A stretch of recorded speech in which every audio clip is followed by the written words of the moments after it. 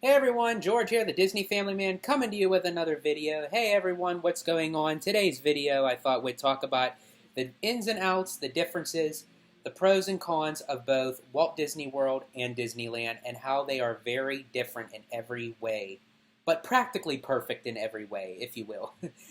No pun intended there as well. So let's get right into it.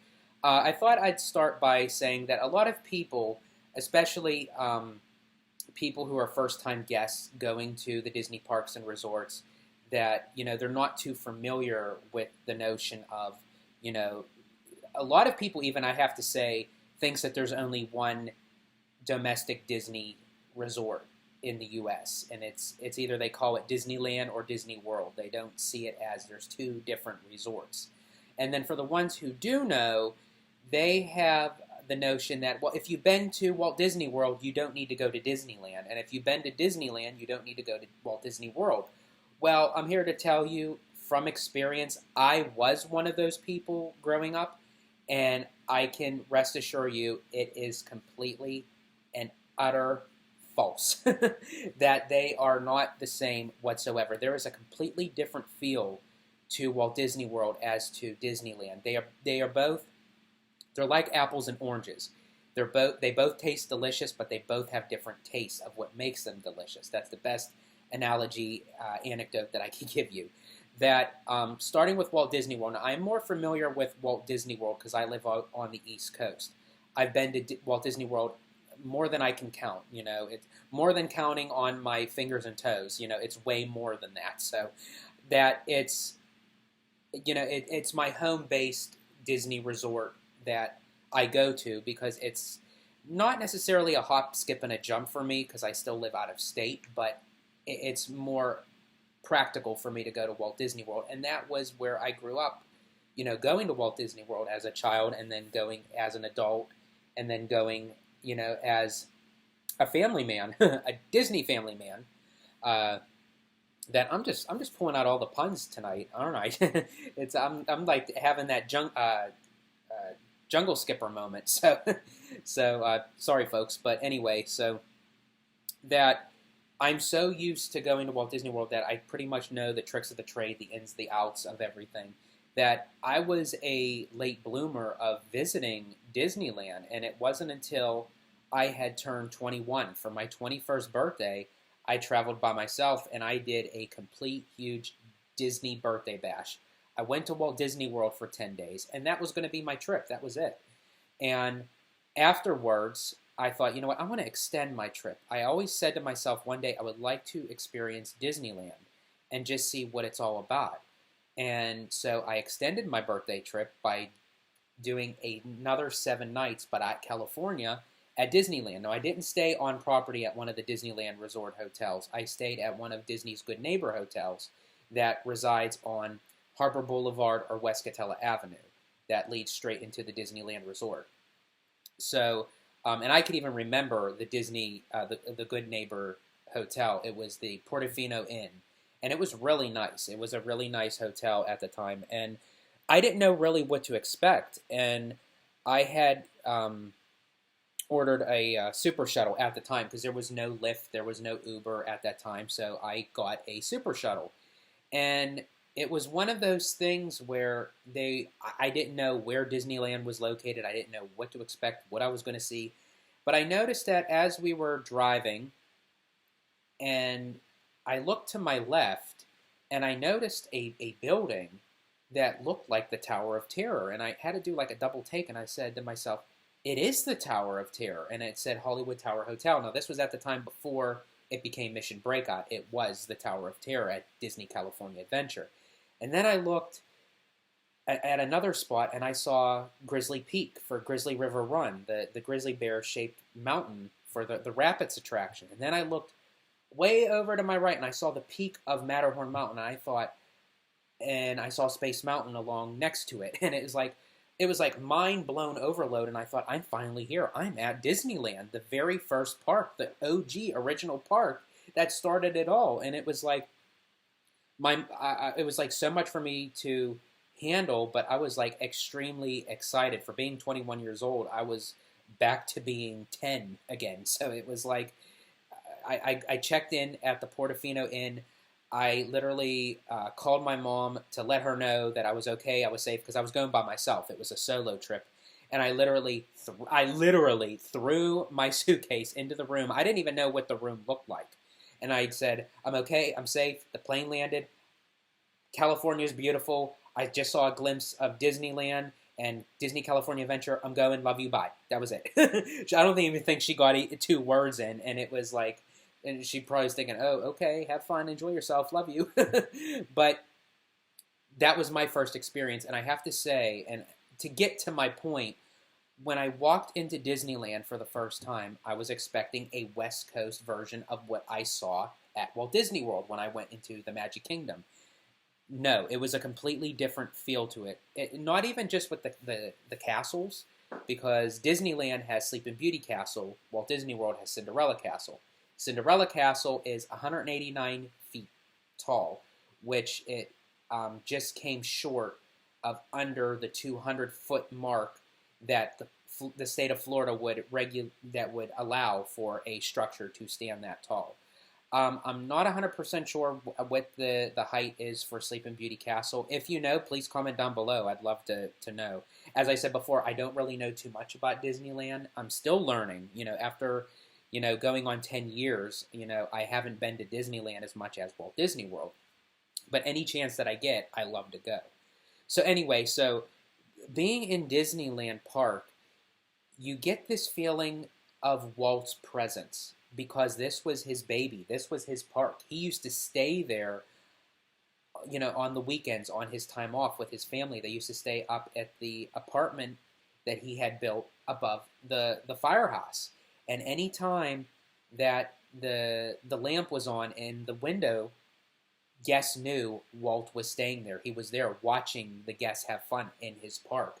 And now that he is gone, as the spirit of Walt Disney still resides in that park, that the lamp never gets put out. It stays on day into night, throughout the night, into the next morning. It never goes off. So it's like the cast members and the crew, want to keep Walt there as much as they possibly can, because, again, that was his park. And to walk through it, as a Disney diehard fan myself, to say Walt walked this main street. He sat on this park bench. He was in that apartment, and it gives you this spine goose pimply chill that you can't explain unless you experience Disneyland for the first time, or if you have appreciation for Walt and the Walt Disney Company and the Disney parks and resorts around the world. That's the feeling I got anyways. And again, I can relate more to Walt Disney World than Disneyland. And, there are attractions at Walt Disney World that Disneyland doesn't have, and vice versa. As to also, Disneyland has Disney California Adventure Park. So if you want to experience Mission Breakout, if you want to experience the new upcoming Avengers Campus, Cars Land, Pixar Pier, there are Matterhorn bobsleds, Indiana Jones. If you want to experience those once-in-a-lifetime attractions, you need to go to Disneyland. For Walt Disney World, if you want to experience Dinosaur, Expedition Everest, Pandora, the World of Avatar, which is pretty much all of Animal Kingdom, Kilimanjaro Safaris, Epcot, Spaceship Earth, Frozen Ever After, you then have to go to Walt Disney World. And the plus side with Walt Disney World is once you go in Disney World, you're in that Disney bubble. Unless you're staying on property at Disneyland, you could still kind of get that feel of still being in California, not in, that make-believe, carefree world. And that's what Walt disliked. He didn't like the tacky hotels and cheap restaurants and everything that just broke the Disney magic. He knew he could do better, and he vowed to, and that's why they still continued on building Walt Disney World after Walt had suddenly passed away. And it even took time for them to consider the fact of, moving forward with the Florida project. But the Imagineers and the executives at the Walt Disney Company had to convince and persuade Roy, Walt's brother and business partner, to move forward with it.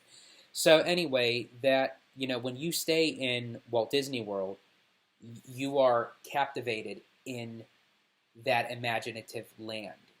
There's no way you can leave the resort, but it's pretty much when you're there, you use Disney transportation, you stay at a Disney resort hotel, you go to the parks, visit Disney Springs, one of the water parks, golfing, what have you, that you're in the resort. Where with Disneyland, it's less,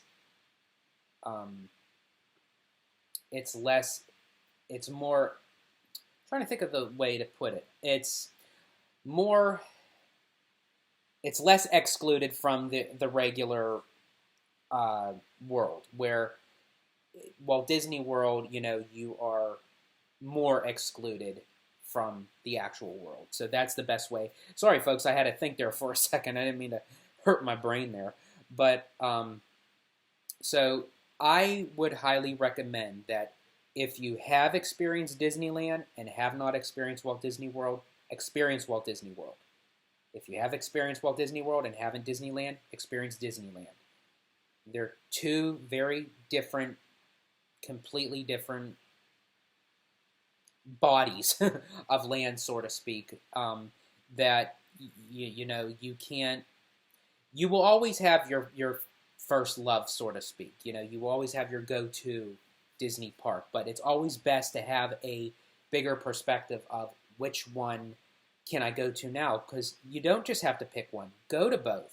You can be excited to say, well, I've seen Fantasmic at Walt Disney World, but I want to experience Fantasmic at Disneyland. To see World of Color, you have to go to Disney California Adventure, which is in the Disneyland Resort.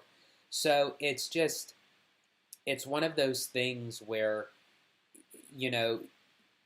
don't exclude yourself just to one Disney resort. Try both.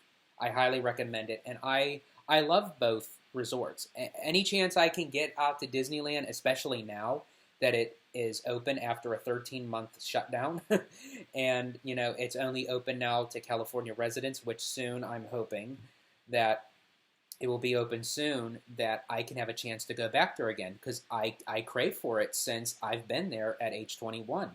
And when I go out for the D23 Expo or any Disney event, I always have to make a stop at Disneyland. And it's great. I went out there for the last D23 Expo in 2019, and I was out there for 2 straight weeks, and I literally lived like a California local. I was in and out of Disneyland as much as I wanted to, of just sitting on the park bench, channeling my inner Walt and just watching the guests have fun, because I knew I had the time. And, and still even doing that at Walt Disney World, make the time and effort to experience both resorts. I definitely highly recommend it. So tell me what you think. Have you been to Disneyland or Walt Disney World? Have you been to both? Which one do you prefer? Do you prefer both? And, just like me, I as long as it's Disney, I'll go to either one. Any opportunity, I'm on a plane, I'm gone. So please comment down below, like, subscribe, hit that notification bell. And as always, folks, yes, you know it. I know it. Stay healthy, stay safe, stay Disney. Bye, everybody.